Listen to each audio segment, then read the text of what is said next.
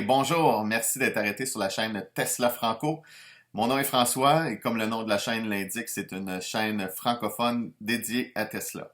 Dans ces vidéos de ma chaîne, il n'est pas question du tout de recommandations d'achat ou de vente ou quoi que ce soit. Je ne fais que parler de l'action de Tesla, des nouvelles entourant Tesla, puis je le fais pour mon propre plaisir, m'obliger à rester à jour dans la compagnie pour laquelle je suis financièrement le plus investi, puis une compagnie pour laquelle j'ai beaucoup de respect là, pour la mission. Fait que c'est ce qui m'a amené à faire cette chaîne YouTube. Aujourd'hui, dimanche 14 mars 2021, journée de fin de semaine, je porte mon gilet de fin de semaine qui prend toute sa signification dans des moments comme ceux qu'on vit présentement dans le marché depuis 5-6 semaines. Il y a une certaine perturbation, puis clairement la panique n'est pas une stratégie, assurément pas une stratégie gagnante.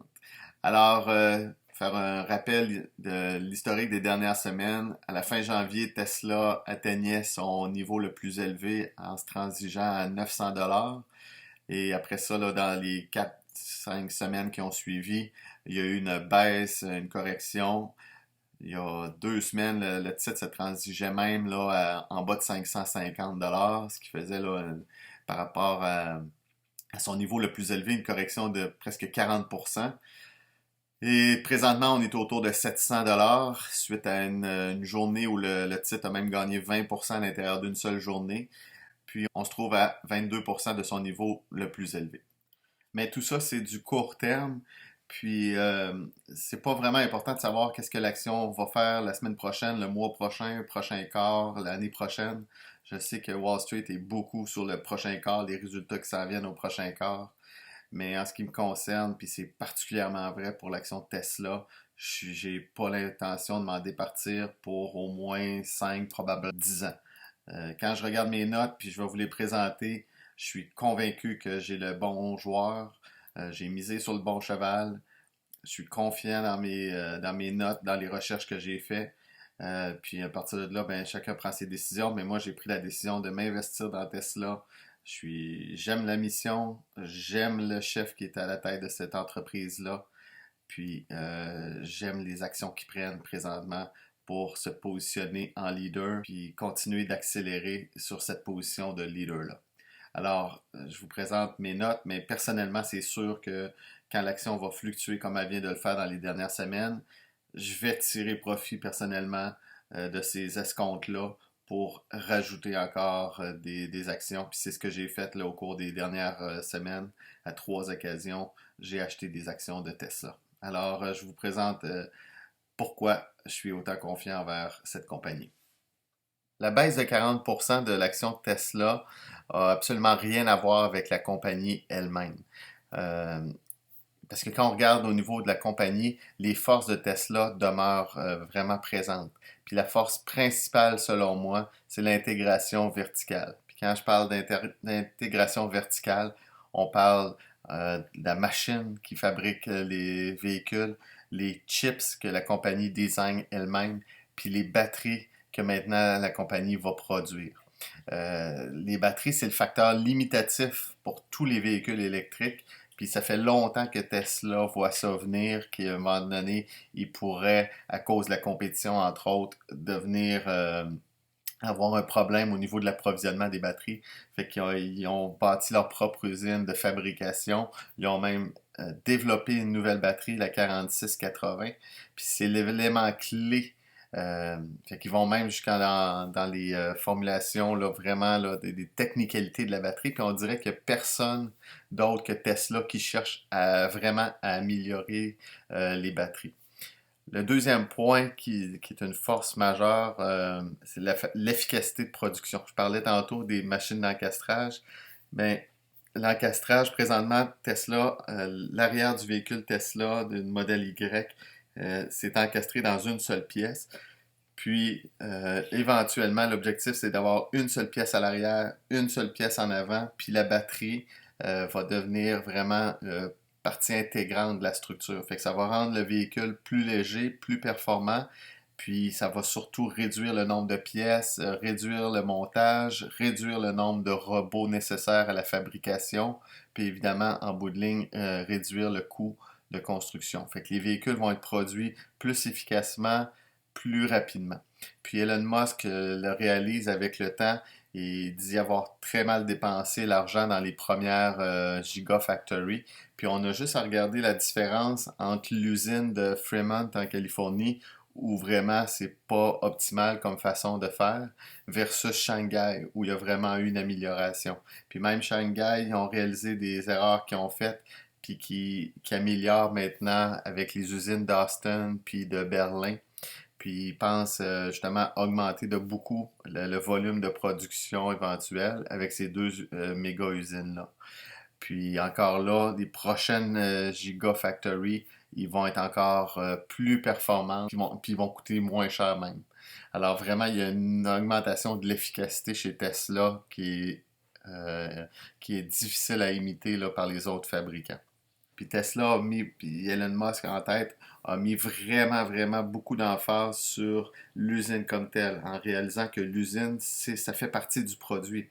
Fait que quand il parle de the machine that builds a machine, ben c'est ça, puis ça, c'est un avantage sur le long terme qui est vraiment sous-estimé. Troisièmement, c'est des véhicules qui offrent les meilleures performances. Aucun véhicule actuel qui se vend moins cher que la Model S est présentement en 2021 capable d'offrir les mêmes performances que celui de la Model S de 2012. On parle de 9 ans en arrière. Quatrième point, Tesla continue d'avoir les meilleurs logiciels.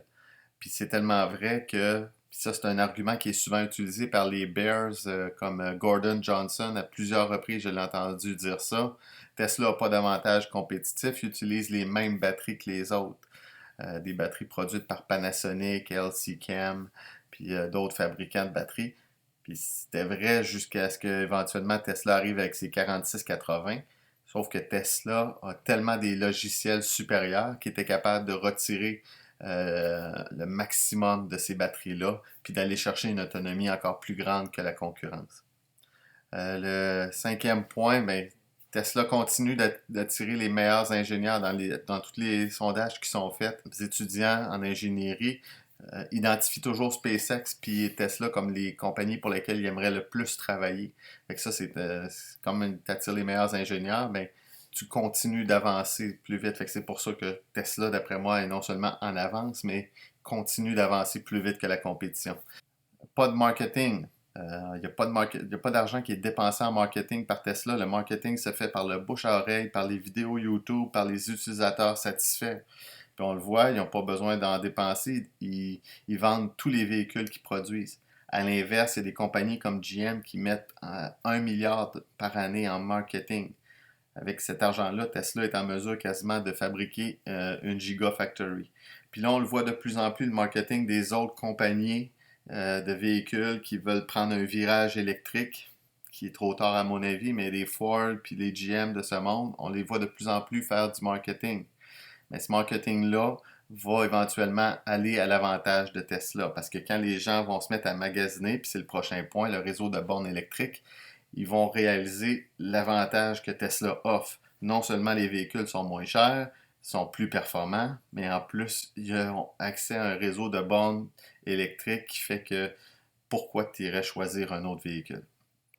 Les opportunités à venir. L'énergie, on va le voir, ben, c'est un autre onglet, mais j'en ai parlé un peu dans mon dernier vidéo, mais éventuellement, la portion énergétique, ça va être aussi important pour Tesla que l'automobile. La vente de panneaux solaires, puis surtout les batteries, fabrication de batteries. Tesla a comme objectif, d'ici 2030, de produire 3 TW de batteries. Ça va représenter des revenus énormes. J'en parle dans un prochain vidéo. Souscription mensuelle à la conduite autonome. Ça va amener des revenus récurrents. Puis Wall Street reconnaît toujours un multiple plus grand aux revenus récurrents. Puis je prends l'exemple de Disney. Parce que Disney, dans la dernière année, a vu ses revenus diminuer considérablement. Mais l'action de Disney a augmenté. Puis elle n'a pas augmenté parce que ses revenus étaient plus forts, c'est parce que la source de ses revenus était différente. Le fait d'avoir Disney Plus a fait que Wall Street aime ça avoir des revenus récurrents. Puis c'est vers ça que Tesla va pouvoir aller avec une souscription mensuelle au logiciel. Là, je ne suis pas en train de comparer Disney à Tesla, je compare juste Disney à Disney. Fait que depuis que Disney a sorti le Disney+, ben, le multiple qui a été accordé à l'action de Disney a augmenté, puis je m'attends à ce que ça soit la même chose quand, dans les prochains mois, Tesla va donner accès à ses conducteurs à la conduite autonome, là, le Full Self-Driving, avec une souscription mensuelle. Puis ça s'en vient. Il y a eu des tweets de Elon Musk récemment par rapport à ça, qui s'attendait qu'assurément en Q2, il y aurait accès à ça. Cybertruck, il y a déjà au-dessus de 500 000 commandes, une demande incroyable pour ces véhicules-là. Le modèle 2, je l'appelle le modèle 2, mais le nouveau modèle, vraiment moins cher, plus accessible, plus de masse, qui va venir donner vraiment le dernier coup de hache aux véhicules à gaz là, plus accessibles. Puis la plus grande opportunité de Tesla, c'est vraiment au niveau des robots-taxis. Quand Tesla va avoir les robots-taxis, à ce moment-là, le chiffre pourrait augmenter, là, la valeur de la compagnie pourrait augmenter vraiment exponentiellement. Si Tesla se met à produire des véhicules uniquement destinés aux robots-taxis, c'est des revenus récurrents à faible coût qui s'en vont directement justement dans la ligne des profits. D'autres sources de revenus possibles, le licensing, à mon année avec la conduite autonome, puis les logiciels, le logiciel que Tesla a, qui est présentement vraiment en avance sur tous les autres, ça se peut qu'à mon année, d'autres fabricants se disent, bon ben, regarde, j'arriverai jamais à rattraper Tesla dans la conduite autonome. Je suis peut-être mieux justement de me lier à eux. Tesla pourrait offrir à ce moment-là des licences, vendre leur logiciel, aller chercher un profit sur les autres véhicules, ce qui permettrait en même temps d'améliorer encore plus le logiciel. Fait que ça améliore pour Tesla, ça améliore la transition vers les véhicules électriques, ça donne un coup de main un peu à la compétition parce que de toute façon, ils se vendent entre 80 et 100 millions de véhicules annuellement dans le monde. Fait que Tesla ne pourra jamais produire tous ces véhicules-là. Fait que si elle veut accélérer la transition vers les véhicules électriques, ça peut être une avenue possible. Puis ça va augmenter la performance du logiciel, puis ça va augmenter en bout de ligne aussi, évidemment, les revenus de la compagnie. Les menaces que j'ai mis là, évidemment, c'est des menaces qui existent, là. La fin des revenus de crédit euh, par les autres fabricants, les espèces de crédits carbone, là, si on veut. Mais pour l'instant, Tesla, c'est pas vraiment une béquille sur laquelle ils s'appuient, mais ils utilisent cet argent-là pour pouvoir justement accélérer leur avance sur les autres. Personnellement, je trouve que ça témoigne davantage de la faiblesse des autres qui doivent payer Tesla parce qu'ils sont pas capables d'atteindre un nombre minimal de véhicules sans émission. La compétition, je le mets là dans les menaces, mais personnellement, je pense que pour les prochains 10 ans, elle est presque inexistante en termes de véhicules électriques. Parce que Tesla compétitionne déjà, là. Tu sais, quand tu achètes un char, tu achètes un char. Fait que si tu choisis une Tesla, c'est parce que tu choisis une Tesla au détriment de peut-être une BMW, une Audi. Mais pour ce qui est des véhicules électriques lucides, on a juste à voir le lucide qui arrive. Leur prévision, c'est d'avoir 500 000 véhicules en 2030. 500 000 véhicules, c'est ce que Tesla a bâti en 2020. Puis là, ils sont sur une croissance exponentielle. Fait qu'en 2030, si ça va comme Tesla l'entend, il devrait dépasser les 20 millions de véhicules produits. Ford, GM, le Hummer, c'est tous des véhicules qui sortent, puis à chaque fois qu'ils sortent, on réalise à quel point Tesla est en avance sur eux, parce que soit qu'au niveau du coût, ils sont pas du tout compétitifs, ou au niveau des performances qu'ils offrent, sont pas compétitifs. Puis la compétition pour les chips et les batteries, ben, c'est une menace qui est évidente. Puis on le voit dans les dernières semaines, là, il y a eu un shortage au niveau des batteries. Mais Tesla s'assure vraiment quand même, en produisant ses propres batteries, d'avoir moins d'impact par rapport à ça. Le message a été lancé lors du Battery Day, puis même lors du dernier appel conférence. Les compagnies de batteries produisent des batteries parce qu'on va être là pour les acheter, vos batteries. Les facteurs limitatifs, ben évidemment, il y a le prix de la batterie qui est un facteur limitatif qui augmente le prix d'acquisition. La batterie, c'est 30% du prix du véhicule. Puis il est estimé que quand le prix du kilowattheure va être en bas de 100 $, ça va être le point de bascule pour que le prix d'acquisition soit le même d'un véhicule électrique par rapport à un véhicule à gaz, sans compter tous les frais épargnés. Fait que ça va accélérer encore plus la croissance. Fait que c'est pour ça que la croissance, ça se fera pas de façon linéaire, elle va être vraiment exponentielle. Puis d'ici quelques années, je suis confiant que la planète au complet va imiter un peu ce qui se passe en Norvège, c'est-à-dire que ça va être plus que 50% des véhicules vendus qui vont être des véhicules électriques. Puis Tesla l'a annoncé au Battery Day avec la nouvelle composition de ses batteries. Ils pensent être en mesure de réduire de 56% le coût des batteries, ce qui rendrait vraiment, là, ce qui leur donnerait un avantage concurrentiel énorme par rapport à toutes les autres. Alors, ça fait le tour un peu des notes que j'ai par rapport à Tesla.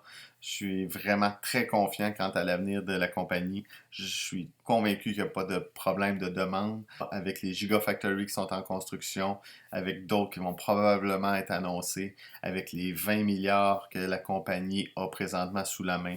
Je m'attends à ce que la compagnie puisse avoir les ressources pour répondre à cette demande croissante-là.